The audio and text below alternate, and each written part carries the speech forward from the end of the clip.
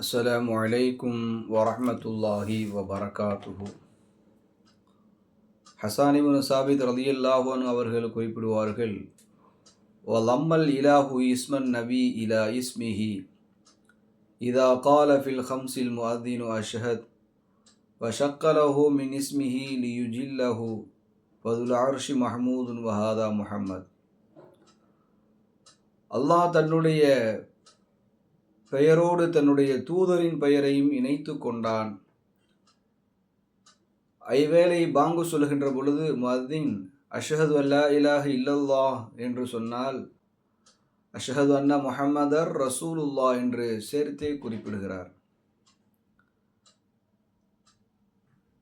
அல்லாஹு தஆலா தன்னுடைய பெயரோடு தன்னுடைய தூதரின் பெயரை இங்கே சேர்த்து கொண்டிருக்கின்றான்.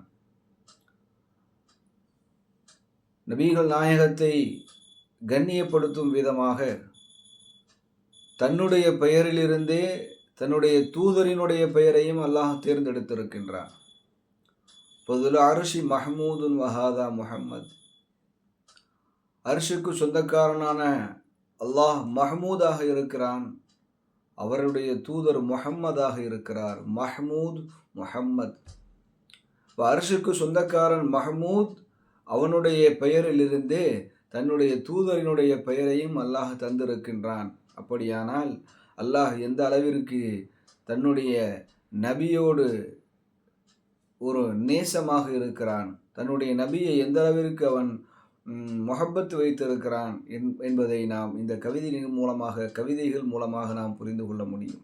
எனவே கண்ணியத்திற்குரியவர்களே, நாம் நபி ஸல்லல்லாஹு அலைஹி வஸல்லம் அவர்கள் மீது அன்பு கொண்டு அவர்களுடைய வாழ்க்கை வழிமுறைகளை பின்பற்றி நாளை நபிகள் நாயகத்தினுடைய ஷஃபாத்திற்கு சொந்தக்காரர்களாக ஆகக்கூடிய வாக்கியத்தை அல்லாஹ் நம் அனைவருக்கும் தந்தருள் புரிவானாக. ஆமீன். அஸ்ஸலாமு அலைக்கும் வரஹ்மத்துல்லாஹி வபரகாத்துஹு.